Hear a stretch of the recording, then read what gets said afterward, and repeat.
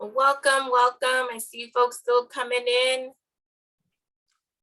Feel free to drop your name and a hello, where you're coming from, maybe in the chat. And folks joining us on Facebook, registration is still open if you wanted to join to get the email afterwards.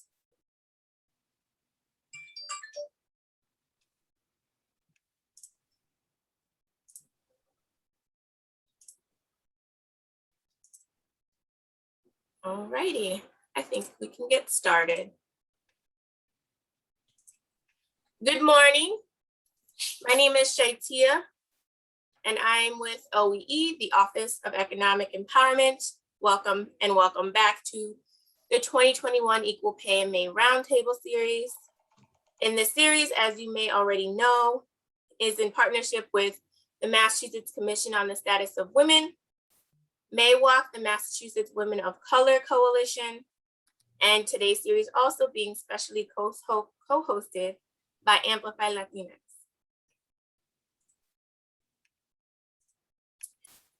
This is our agenda. We're gonna go through a quick welcome, introduce our panelists, go through our discussion moderated by Diana Mancera, and we'll also have some time for an audience Q&A, and then we'll close at 12. Before we get started, I'd just like to share a quick promo. Amplify Latinx is having their Power Up Business Summit November 19th, 2021 at 10 a.m. For more information or to register, you can visit their website on the screen, and we'll be dropping a ton of links in the chat, so make sure you copy those.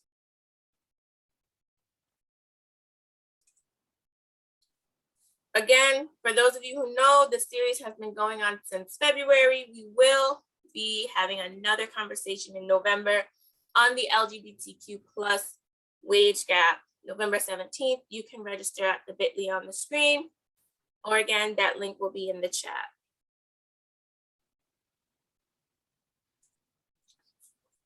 Next, we just want to say a quick thank you to our series partners and our special co-host today, MAWOC, Amplify, and the MCSW. You can follow each of these organizations on Twitter with the handles you see on the screen.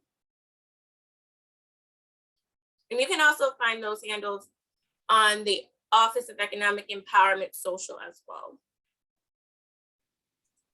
Speaking of Twitter and social, we encourage folks to join the conversation by using the hashtag EqualPayMA. You can find OEE on Twitter at EmpowermentMA. You can find us on Facebook at Economic Empowerment MA. And as always, for more information, you can send us an email at equalpayma@trade.state.ma.us or visit our equalpayma.com site. Now, I'll introduce our all-star panel, but before we get into the introductions, I just want to note we have included Twitter handles on the screen here, so you can find any one of our panelists on social. And again, you can also find more information on the series and the panelists on our social media on Facebook or Twitter. So Evelyn Barahona is the director of the Latino Equity Fund, the only philanthropic fund centered on the Latino community in the Commonwealth. This fund was created in 2013 in partnership with the Boston Foundation and Hispanics in Philanthropy. Prior to LEF, which is the Latino Equity Fund, she worked in the philanthropy group at the Boston Foundation and served as a consultant for the Massachusetts United Puerto Rico Fund. She is an active community member and serves on the boards of Conexión, Eastern Bank, and Amplify Latinx. And she's also a trained negotiator with the American Association of University Women and has hosted pay equity workshops since its inception with the Boston Office of Women's Advancement.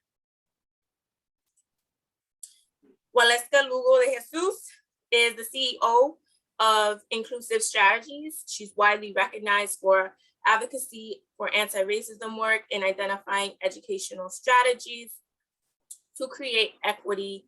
She also serves as a commissioner to the Massachusetts Art and Cultural Council, representing Springfield, and is the vice president and also a founding member of MAYWALK, which again is that Massachusetts Women of Color Coalition.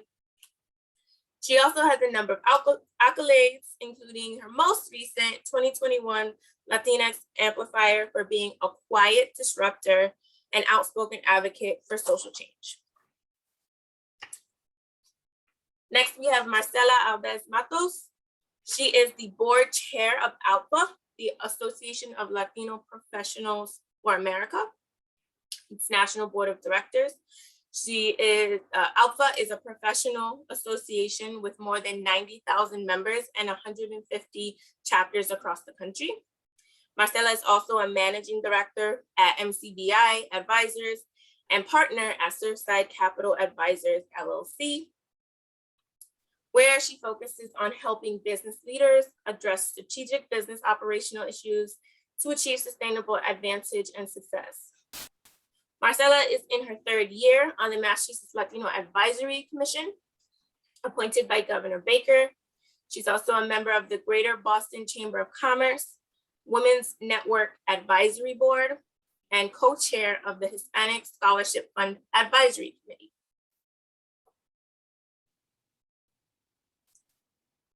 Eneida, and I'm so sorry, the font is so tiny here. Eneida is the co-founder of and co-chair of Amplify Latinx. She's the founder of Roman Law and the partner of Omega Global Advisors. She serves as, she serves on the Massachusetts Workforce Training Fund Advisory Board, appointed by the governor. And she currently serves on the boards of Hope National Council, the Latinos Victory National Committee, the Greater Boston Chamber of Commerce Women's Advisory Board, and on the boards of Voter Choice of Massachusetts, Mass Inc., Alpha National, and Eastern Bank. And our moderator, Diana Mancera, she is the Director of Membership and Programs at Jane Doe Inc., the Massachusetts State Coalition Against Sexual and Domestic Violence. She's also an active member of the GLBTQ Domestic Violence Coalition and a member of the Massachusetts Women of Color Network. She's also a founder and host of, I don't want to say this wrong, Diana, I'm so sorry, Las Netas. Las Netas. Las Netas. A show that features hard discussions among Latinx children, families, and such as racism, colorism, homophobia, machismo, domestic violence, and more. And with that, I will hand off the conversation to Ms. Diana, and I hope we all enjoyed this conversation. I'm super excited. Welcome and thank you. Thank you, Shaitia. Buenos dias. Good morning, everyone. Again, my name is Diana Mancera, and my pronouns are she, her, and ella. So in my line of work, it becomes a practice that we use to introduce ourselves with our names, proceeding by our pronouns. That's just a way to create an environment of inclusivity among us and those who are within the spectrum of, identifying as women, X, or women, or female. So I would ask also the panelists, once I move on to asking you a couple of questions, to also introduce yourselves and introduce yourselves with your pronouns, if that's okay. So before we begin with the questions, I want to just begin by appreciating the Office of Economic Empowerment, Amplifying Latinx, the Massachusetts Commission on the Status of Women, and the Massachusetts Women of Color Coalition for hosting this event. I really just want to give a big shout out to Shaitia for putting this panel together, for inviting me to be part of this amazing group of powerful women Latina women. I look up to you in many ways, so I'm just so excited to be part of this amazing panel and just sharing the space with you. So we know that throughout history, the Latinx community has been as the minority, many people have identified us as the minority in this country. But within the last decade, I've actually seen, and we also have seen, that our community is tipping the point of being from the minority to moving into the majority. We've increasingly have taken more space in businesses, nonprofit, and just in the country overall, and in the state of Massachusetts as well. So do not get me wrong, I feel like there's still a lot to be done, a lot of work to be done, and really rolling up our sleeve and collectively really making those changes. We're still getting there. We will get there again, because we're like now becoming the majority in some ways. But today we have the opportunity of really hearing from amazing, powerful Latinx women that really embodied that and redefined the American dream in some ways. As a person who identifies as an immigrant and as a Latinx, I know that many of us have done that. We have carved new lanes and created much needed dialogue exactly about what we're about to have this conversation, the wage gap and the wage differential. So our hope for this panel is to celebrate and inspire Latina women, Latinx women and girls, to encourage business for nonprofit and for profit to really commit and support Latina women in the workplace. And ultimately, we want to provide actionable steps that you, all the participants today, as well as the folks who are listen to us live, how we can eradicate the pay discrimination and the wealth gap. So again, I want to give this opportunity for our panelists to introduce yourselves with your name and your pronouns, and then we'll move into the questions. Thank you. Whoever wants to start first. I can start. My name is Marcela Aldaz Matos. Buenos dias, everyone. And my pronouns are she, her, y ella. Gracias, Marcela. Buenos dias, Eneida Roman, and my pronouns are she, her, and ella. Gracias, Eneida. Good morning, everyone. My name is Evelyn Barahona, and my pronouns are she, hers, and ella. Thank you so much for having me. Thanks, Evelyn. Buenos dias, good morning. My name is Waleca Lugo de Jesus, and I use the pronouns she, her, ella. Happy to be here. Muchas gracias. Thank you so much all for introducing yourselves and using your pronouns. So I'm just going to start by kind of opening, what I would call it, in my community. Like, imagine that we're at the kitchen table, or we're by the kitchen island. We just want to have a conversation, chat, amongst ourselves, and really just share the space as hermanas, as amigas in this space. So I don't want to make it I ask you a question, you respond. And next question, I really wanted just to hear from your stories. I think that's the beautiful thing about our community. So maybe we can start with Marcela. If you could introduce yourself by just sharing a little bit about yourself, sharing what it means to be a Latina who really gets to create and drive community change. And then we move to Eneida, and then Evelyn, and Waleska. Yeah, well, thank you very much to begin with. What an honor to be here with all of you this morning. To all of you joining us, I salute you. Thank you for being part of this conversation, because by joining this conversation, you are also being an active participant, because you are taking that extra step to learn, to inform yourselves and understand what are some of those steps that we can take to ensure fair pay for Latinas. I want to start also by saying, well, in addition to it, it's so wonderful to be with you ladies, panelists, because you are, I admire you. I have known you for many years, and I thank you for the work that you do to help advance the agenda for Latinas in Massachusetts and also nationwide.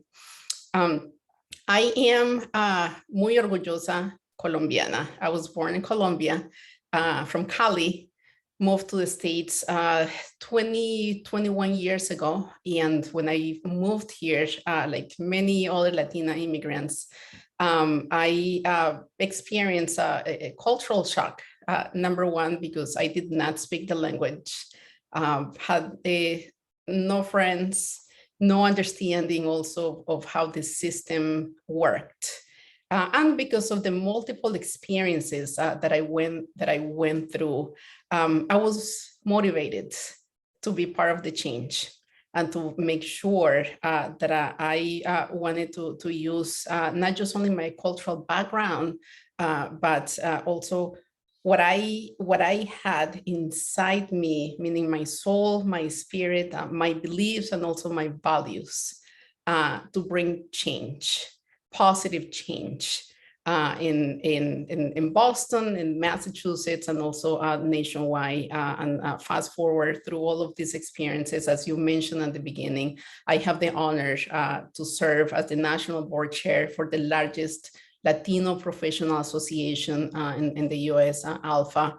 It's that's something that I do in addition to my full-time job. But through all of the various programs that we have for more than 100,000 Latinos and Latinas, we have been able to bring, to elevate, number one, there's understanding that is related to leadership development and professional development, number one. And second of all, we've had the opportunity also to create a community. To me, that's one of the most important and impactful elements of organizations like Alpha and the organizations that all of you are part of, which is creating community and a support system in which we can learn from each other, mentor each other, but most importantly, empower each other to create change. Great. Thank you, Marcela. So, and Diana, my name again is Eneida Roman.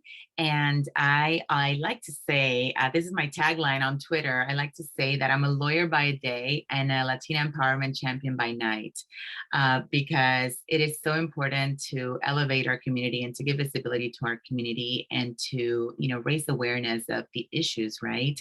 Right now, today we're commemorating Latina Equal Pay Day, which is actually not a celebration. It's actually something that we need to fix, right? And we need to make sure that we get closer in time than we are right now. Right now, we're the last ones to catch up with white men, with what white men made last year. And so that's why, for me, making sure that I empower others and that I serve in a capacity where I support and champion others is really, really important to me. I'm also an entrepreneur. I am an attorney, and so that is my day job. And I'm co-founder of Amplify Latinx and very involved because I'm co-chair of the board. And so that for me is a passion project. We started with the Latina Circle almost 10 years ago, and we'll be celebrating 10 years of the founding of Latina Circle in 2022 and 5 years of the founding of Amplify Latinx in 2022 as well.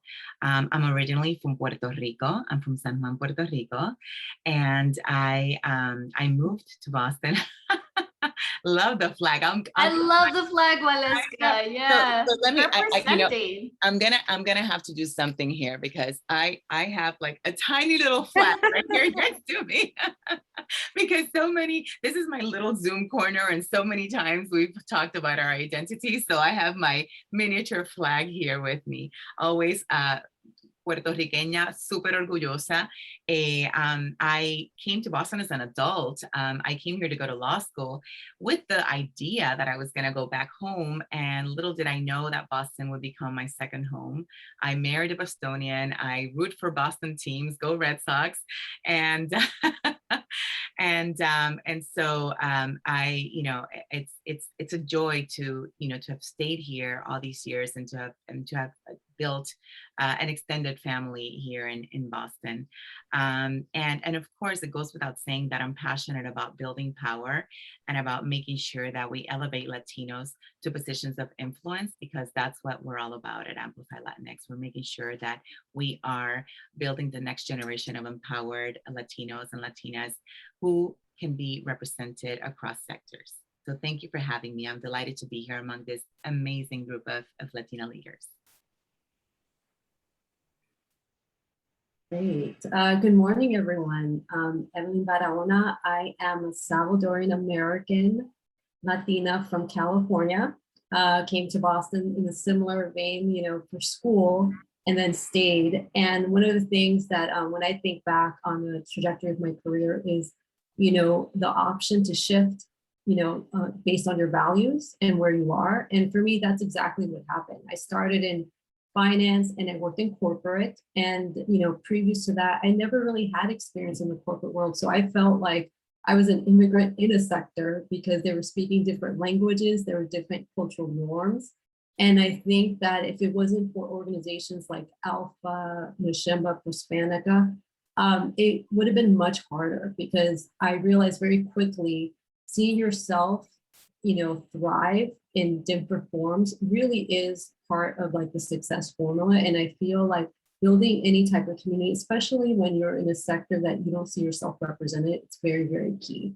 And with that said, I think it was because of these organizations and the Latino community, especially in the professional development world, it really allowed me to open my eyes and also consider like what makes the most sense for me. And I actually went through some career pathways that eventually landed me in philanthropy. And now I'm working for a fund that exclusively focuses on the betterment of the Latino community, the Latino Equity Fund.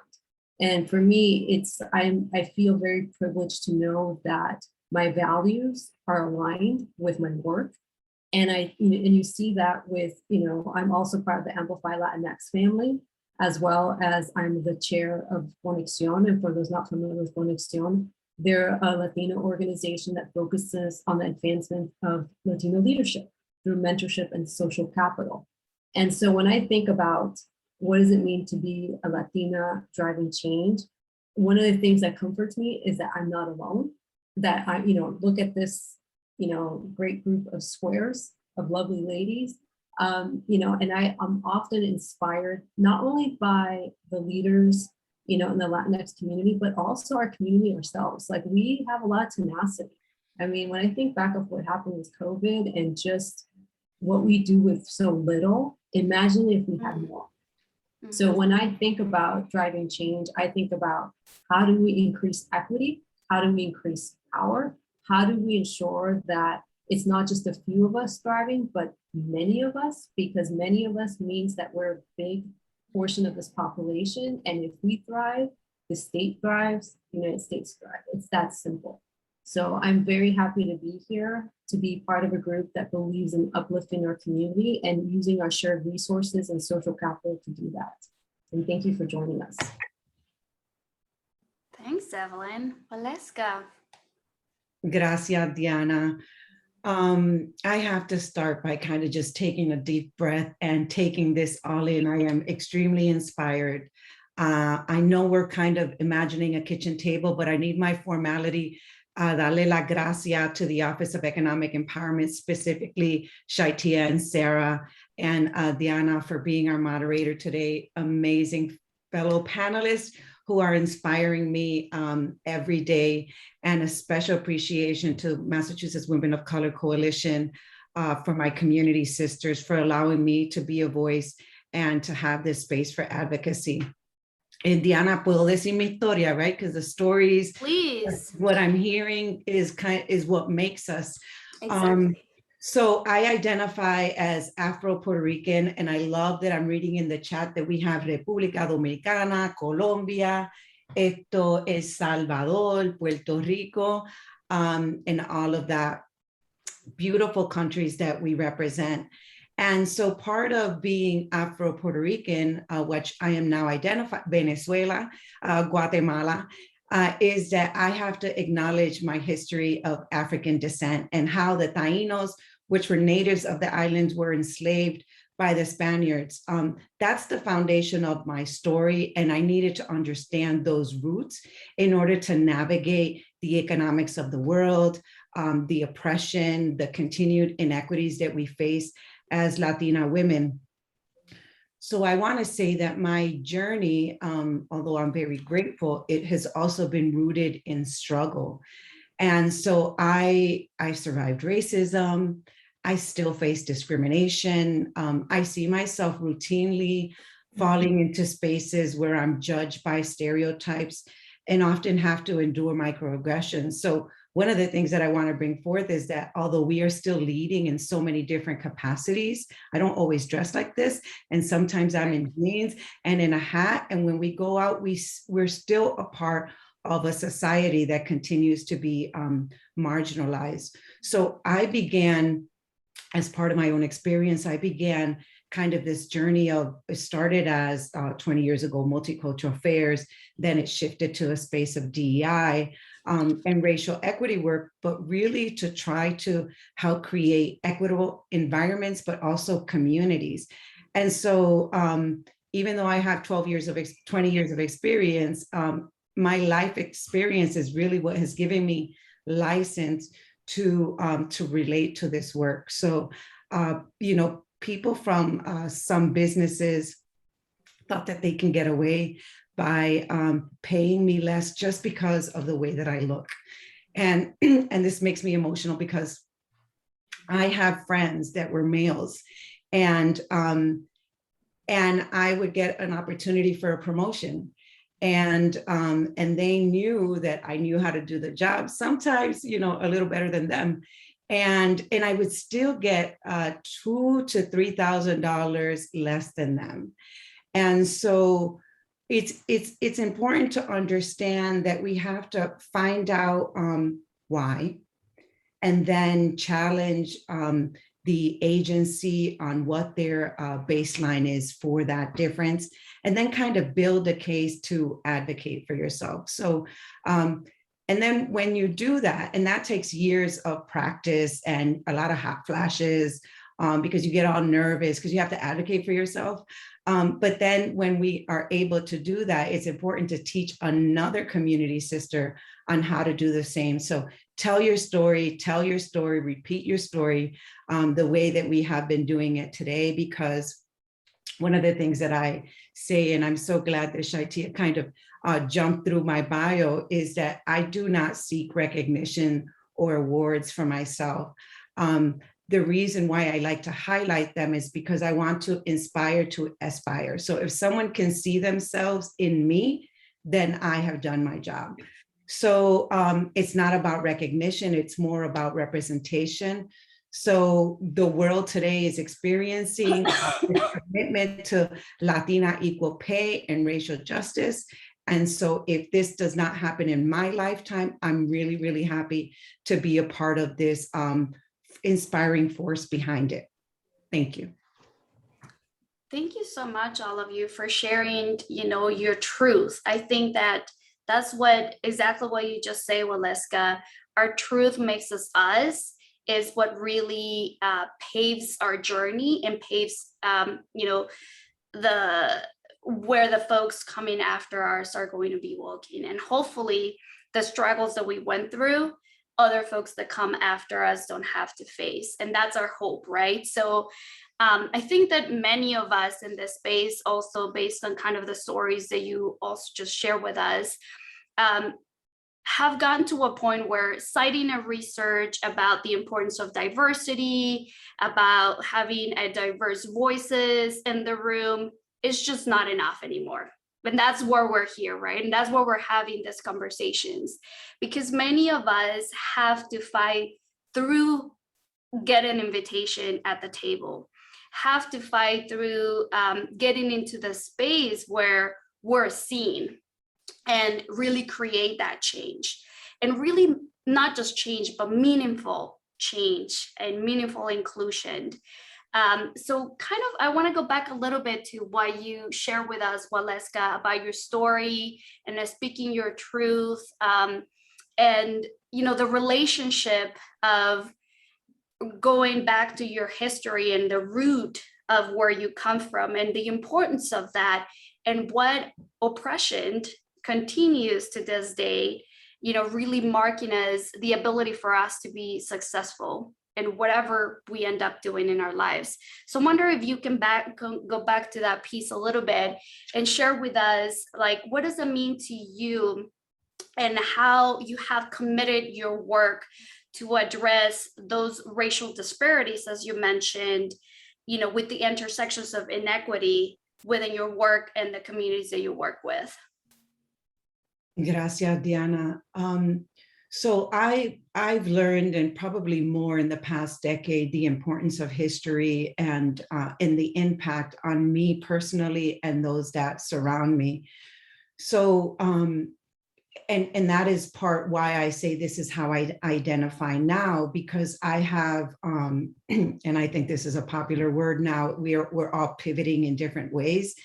And I have, there's a different way in which I walk into rooms now, right? I understand that inequities exist. I understand that systemic racism exists. I also know that these are systems that we did not create, but we have a responsibility to fix them. So for me, seeing my fellow panelists, the work that they lead, advocacy, looking at legislation, at policies, and then on an individual level, as Latinas, understand, how does money work? How do you save money? How to protect your family legacy? How do you build wealth? Those are very, very important questions that we don't often ask ourselves. And I'm going to be real. I still cook, I still clean, but a lot of my time now is invested in these small impact moments where I can do with regular people, teaching them those basics. That's really important so that we can all have pay equity. And I have one more thing, and there's 2 numbers that I recommend. I do this with my nieces, with my colleagues, with my friends, 2 numbers that I recommend that we all know, and that is our credit score and our blood pressure. I'm laughing because if your credit score is low, your blood pressure is going to go high. And, and we have basic health here, so I'll say that normal blood pressure is under 120. And that's really important because we, as I'm listening to the stories, we're all navigating so much. Private businesses, and Ada said entrepreneurs, Marcela, Evelyn, everything that we are involved in takes so much energy from us, on top of being marginalized in certain spaces. So we have to make sure that we control our blood pressure, that we do self-care, but at the same time, we're strong advocates of, in this case, specifically pay equity. Thank you, Diana. Thank you, Waleska. And I just want to highlight a couple of things, as I call them in our work, the jewels that you kind of drop throughout what you were stating, that those intersections of like wealth and also our health, and really how we really need to take a note and take a pulse of that as Latinas, because if we don't, who else, right? Who else is really going to be checking on that or not? But I also want to kind of reiterate a lot of the things that you have been sharing, all of you, that, the work that Latina women have done to get where we are in the journey that has really taken us to where all of us are in this panel, and all the other women that are not in this space, but that also are representing, right? Latina women on average have to work around 22 months to earn what a white and non-Hispanic man have in 12 months. 22. So again, almost like 10 extra months that they have to earn an equal pay or equal salary to men. And I think that kind of speaks to the policy piece that Waleska was talking about. So again, it takes 10 more months for us to do that. So this is not news to us. You know, we have seen this, we hear this, we have experience, and the pandemic, you know, really just highlighted these issues for us. So I wanted to kind of turn it to Eneida a little bit and wonder if you can speak about what you have done with Amplify Latinx and the Latino community. Have you brought, you know, the Latino community together to really talk about these issues and increase awareness about that and support the community? So I'm wondering if you can speak a little bit to that, Eneida. Absolutely. Thank you, Diana. So yes, the last almost 2 years have been critical to our community. I remember back in March of 2020, we had an agenda, right? We had Evelyn knows this, right? She's on our board, and we had a plan, and we had to shift. We had to, it was a critical year of activation with a focus on the economic recovery of our community. So what we did is that we essentially looked around us, and we've always worked collaborative with our partners. So what we did is that we leveraged the strengths of each one of our partners, and we all came together in support of those mostly in need. And also something really important that we wanted to keep in mind is that this distance was really impacting so many people, right? Because we are a community of contact, of touch, of feel, right? And so we wanted to ensure that we maintained that sense of community and belonging in spite of the distance. So what we did is that obviously we had to shift to virtual events, but then we transitioned to these virtual events. But what we did is that we made them very lively and engaging. And so that way, even though we're like just at home through the screen, there was a sense of connection through culture and through music and through all the things that connect us. Of course, language goes without saying. And so one of the first things we did as I look back was think of the Latino businesses, right? All these small Latino businesses that were struggling. And, you know, unfortunately in our community, we're one of the most entrepreneurial sectors or communities, if you will, in the United States, but not necessarily the most sophisticated or the biggest businesses come out of the Latino community, because a lot of people just they're good at their trade and they start a business, but they don't really know much about business management. And so of course this pandemic it wreaked havoc on a lot of the Latino owned businesses. And so we dove head in first to provide technical support. We're still doing that to this day. We've received additional grants to be able to continue supporting through our partners. Marcela is one of our partners in this endeavor, and we also partnered with other organizations in Massachusetts to provide the business equity fund for COVID-19. We had $1 million, and we supported these small businesses. Evelyn and Latino Equity Fund have been instrumental also to the success of everything that we've done. And so, I mean, essentially, it's like we went on emergency mode, and we just worked and worked and worked, and something was said a few minutes ago that is really powerful, because most of the people here and those of you who are in the audience who care about this are most likely very geared towards service, right? And so it's really important to not only focus on serving others, but also taking care of ourselves, because it's so easy to get burned out in this space, right? And so we have our businesses, we have our families, we have all the things that we care about, and it's important that we always take time to breathe, and that mentality that we have to be on the go all the time is also not healthy. Because I mean, if you think about your phone, right, like you have to recharge your phone in order to be able to use it. I mean our phones are like our biggest tool when it comes to work and personal life. And so the same way we recharge our phones, we need to recharge ourselves. And so I always make it a point to make sure to, to make time for that, because if we don't, then we're just not going to be as effective. And so moving on with very, very high level, because we did so many things that, I don't want to take up too much time.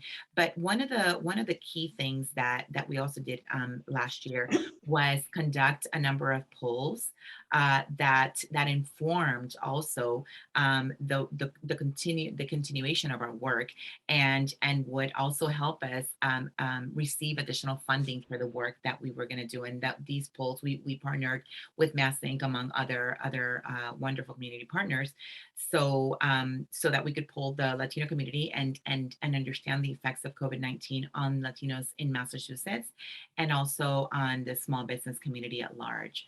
So that, those polls helped us receive additional funding.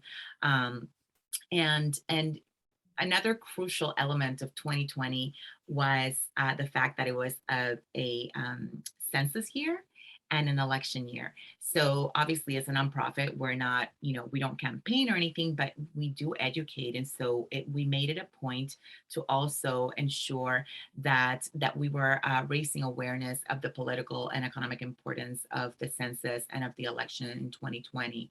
And last but not least, of course, the core of our work is focused on Latinas, because we started as the Latina Circle, and that's still our legal name, even though we've expanded our definition to include men and women and everybody, Latinx. That's why we call our organization Latinx.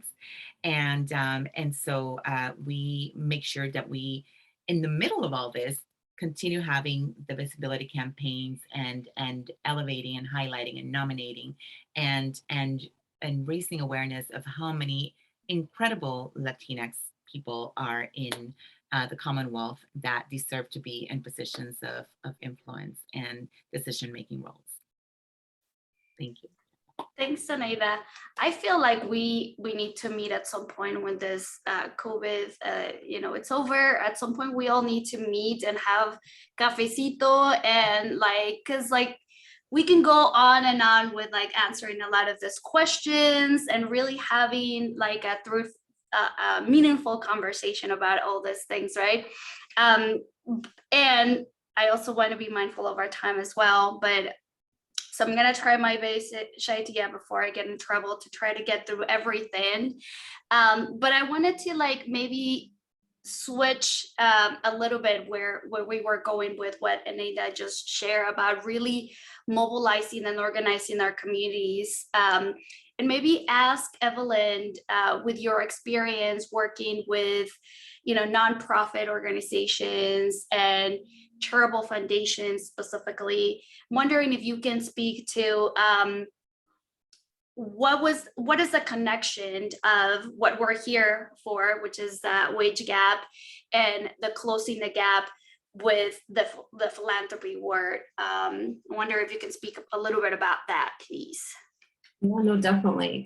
So as mentioned before, when COVID hit, our community was hit the hardest, and for two key reasons. One, either we were on the front lines because we were in industries that were exposing us to COVID, so there's that issue, and and bringing that back, and depending on where you lived, and especially when you lived in dense communities, it was a huge problem. And then the other piece, we were overrepresented in industries that were closing down during COVID, which created an economic disadvantage for working class families that were already trying to do 2 to 3 jobs, and all of a sudden they see that evaporate.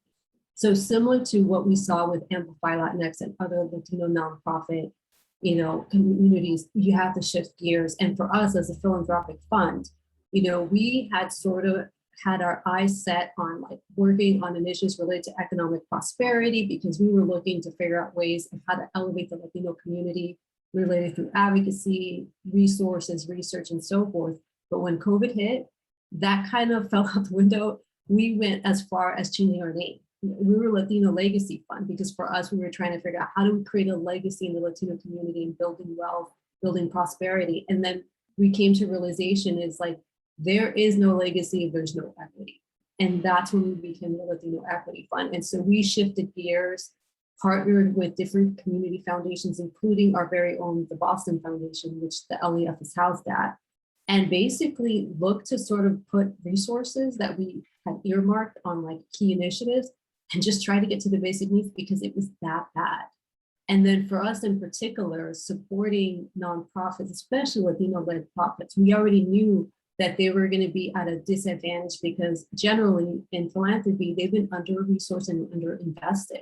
So for us, we, the first focus was like, how do we deal with the COVID? And that was mostly getting the resources out. So we invested on getting a Facebook campaign out to ensure that very specific communities that were going to hit hard by COVID were accessing those resources. And then at the same time, we were advocating because the Latino Equity Fund has an advisory committee of Latino leaders that are really well connected. They represent their leaders in their own community.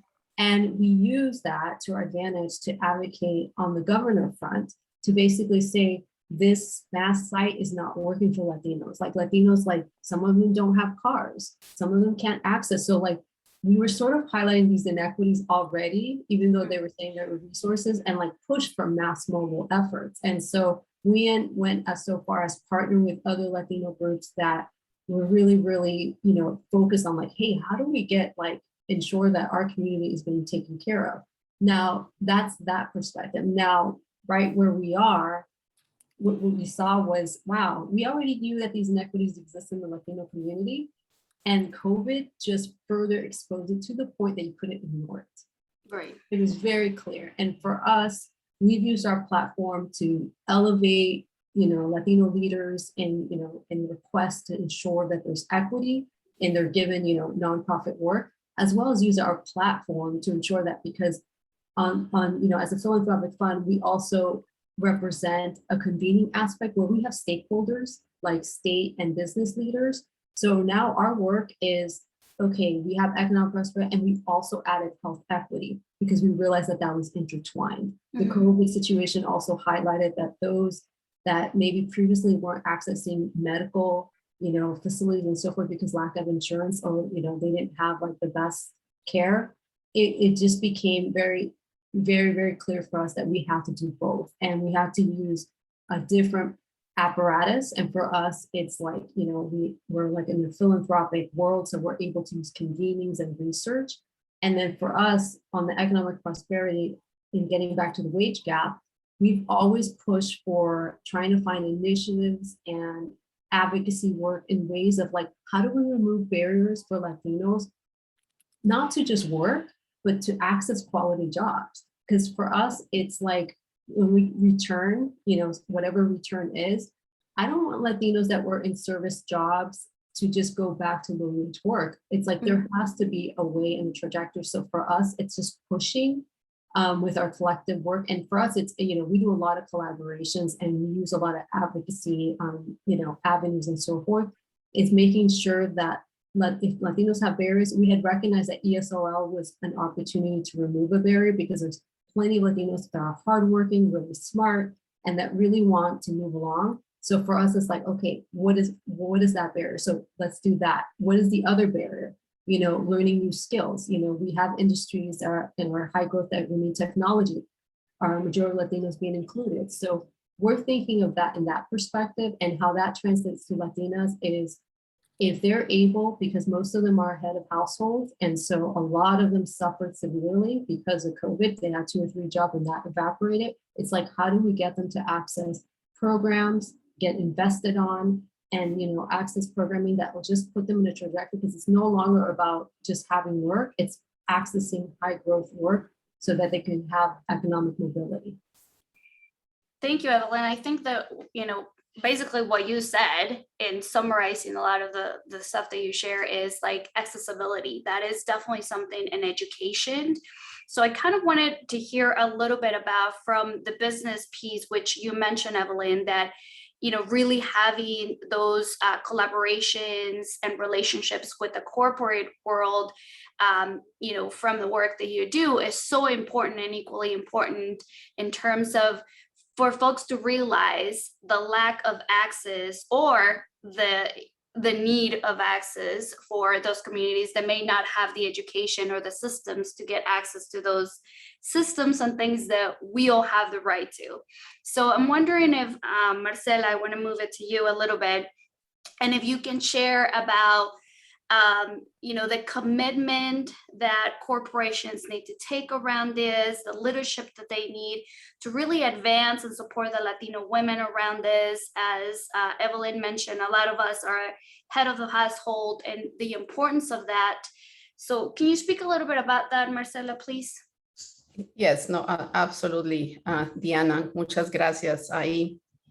This area topic speaks to me because I worked in corporate America, worked Fortune 500 companies for around 15 years in leadership roles. So I had also the opportunity to see and experience myself what were some of the inequalities that were created or that were taking place in corporate America.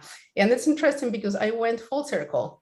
I fast forward, I am an entrepreneur and have my own company, my own LLC, where I advise and work as a consultant for businesses, mid-size and also small businesses.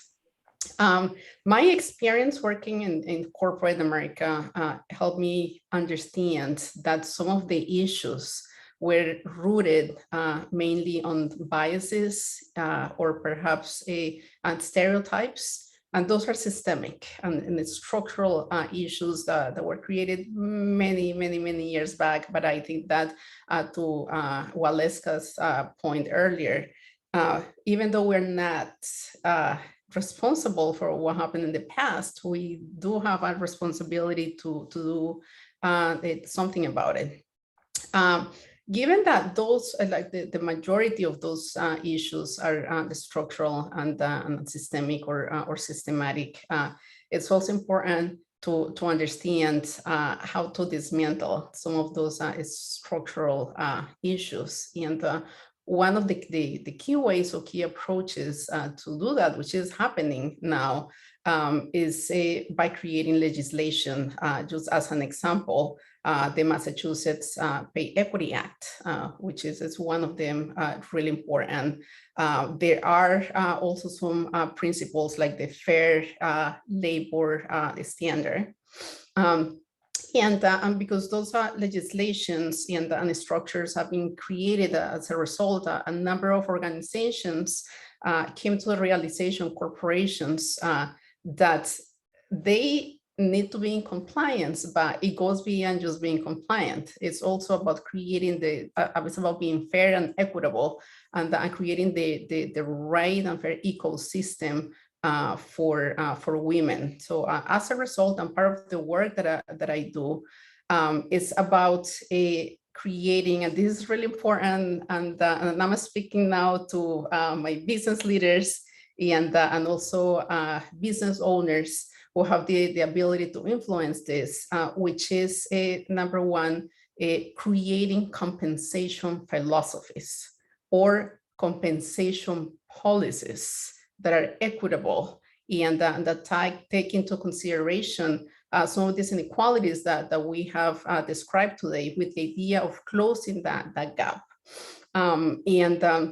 So what I wanted to say to you is that you have an opportunity and the ability to, number one, and I'm just going to be a little bit technical here and get more to the point, which is number one, just do an audit, compensation audit, to have an understanding, be aware of where are the gaps. Sometimes those gaps are created or are there not intentionally speaking, but it's important to have an awareness and perhaps understand if there is a misclassification between exempt and not exempt employees and how they are being paid by gender, and also taking into consideration race. Then this type of audits on compensation philosophy should be reviewed once a year and understand that if you as a business owner or as a leader of a corporation or organization, if your organization does not have the ability to perhaps immediately elevate the pay to what is fair to the standard, you can create a plan to gradually get there, or you can create what we call a pay equity corrective action, and that can be done through bonuses, as an example. So there are many different ways or many different avenues that you can take to get to that point. So just basically, I wanted to share that very quickly because it's something actionable. It can be done creating a compensation philosophy, principle, and policies. It's a best practice. It's something that is easy and it will benefit everyone. Thank you, Marcela. That was exactly what I was hoping for us to get to, like the dropping the jewels and the actionable items, because again, we can take, we can be entre amigas all day and chatting about these things, but I'm hoping for folks who are listening to us, specifically business, nonprofit and for-profit, for them to take away actionable items that they can take from today's conversation. So a couple of the things that I just want to highlight what Marcela said: compensation audit, review it every year or so, and create a planned pay equity corrective action to address those things. Thank you so much, Marcela, for sharing those.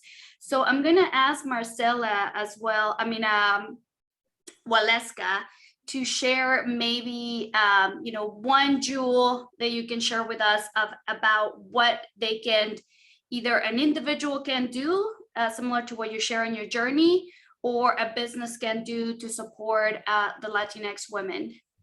Thank you so much, Diana and Toda. So we're entrepreneurs, we're creative, we're powerful, we can do this, and everyone had shared that today. So I would say what we can do is we can vote for equity pay legislation. We can invite Latinas to the table when making policies. And then individually, it's really important to know where you want to invest your time. And so, for example, in my life, I have recognized that it has to fall into 3 buckets: equity, education, or civic engagement. If it doesn't fall into that, it doesn't mean I'm not interested. It just means that somebody else can do it better right now. And it's okay. So you let it go. And then my last thing I'll say is just have a mantra. Again, we're doing so much with so little. And so my mantra last 2020 was learn to say no. And even though I said no, I said, I can't, but can I bring someone else? So succession planning and bringing other sisters forward. My 2021 mantra was live with intention, which I really have. And 2022, I think you've inspired me, my mantra to be build and share wealth in all of the positive ways possible, in small ways, in big ways. So thank you for the inspiration today and for allowing me to share. Thank you, Waleska. And Eneida and Evelyn, I'm going to ask if you could just share one jewel that you want, to share with your community. And I would just give you the space to you both. Thank you, Diana. What I'll say is that we must all be engaged, right? We must all build power, and we need to step into our power and understand that there's so much power in everything that Latinos bring to the table. And I know we didn't get a chance to answer the Q&A, but there was a question about, how we can leverage our Latinidad. And I think it's so important to understand that we add so much. The greater diversity, the richer the conversation, the better the outcomes, right? And so it's so important to not only that, also lift as we climb, right? Like we're coming up ourselves, but we can't leave behind those that are behind us, right? We need to make sure that we lift them up, and that is a tagline that we've always used at Latina Circle and Amplify, and I will forever use it because it is imperative that succession planning is crucial because we need to build power. So please stay engaged and join us for our events, and just little by little, it's, if you're not comfortable doing so, you'll get there. And thank you for joining us. Thanks, Zenaida. Evelyn. Yeah, the thing that comes to mind, for especially in this platform, is do not be afraid to ask for what you're worth. There's a lot of materials and resources out there, and even scripts about asking for raises. And I think that, like, back when I used to do facilitation and negotiation, is that it takes practice, and especially from a community that, you know, we're oftentimes sort of tasked with being lead-led and being grateful. Do not look at this as a counter. Think of it from a community perspective, that if you get what you're paid, what you're worth, you're also helping your community and your family. And I think oftentimes that very much helps to kind of fight against that tendency to be like, oh, I don't want to come across as ungrateful. There's nothing ungrateful about asking for what you're worth. And, you know, and that has a multiplier effect over a lifetime.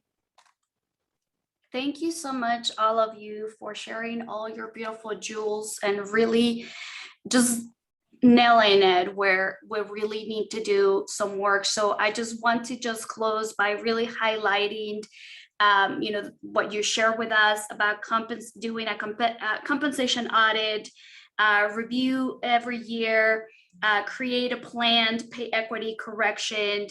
Really do your research around any legislation that is around there, and invite us. When you invite us to the table, also listen to us and really listen and learn from us.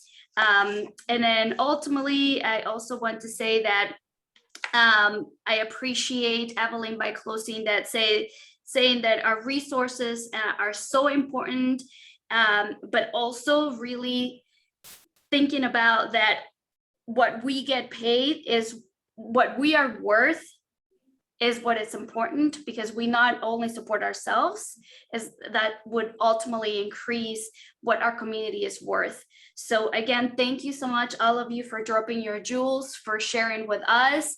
Thank you again, Shaitia. And I don't know if there's anything else that you want me to say, Shaitia. Nope, I was just popping up here to thank all of our panelists and Diana for this wonderful conversation. I feel like we ran out of time, and I apologize for folks who submitted questions, but if you really, really want us to answer your question, or you have some more curiosities about some of the things our panelists said, please email us and we can respond. We can even connect you to some of the panelists if you are looking for that. I just want to highlight that somebody did put in the chat, I don't know where it went, but how does one look for mentors, or how does one go about accessing mentors? And I'm really, really, really big on mentorship and making sure that folks have access. So please, myself included, like, if you want to just ask the question, find somebody and just ask the question. 9 times out of 10, they're willing to help connect you, if not be that mentor. So again, thank you to our panelists. Thank you to our interpreters. Thank you, Sarah, who is in the back end helping us drop links and facilitating the conversation. And we do hope we see you at the next roundtable conversation in November. And please, if you haven't registered, email us so that you can get the recording and all of the resources and links that we'll be including in that follow-up email. And with that said, have a great afternoon, everyone. Thanks, everyone. Adios. Bye-bye. Muchas gracias. Tardes. Gracias.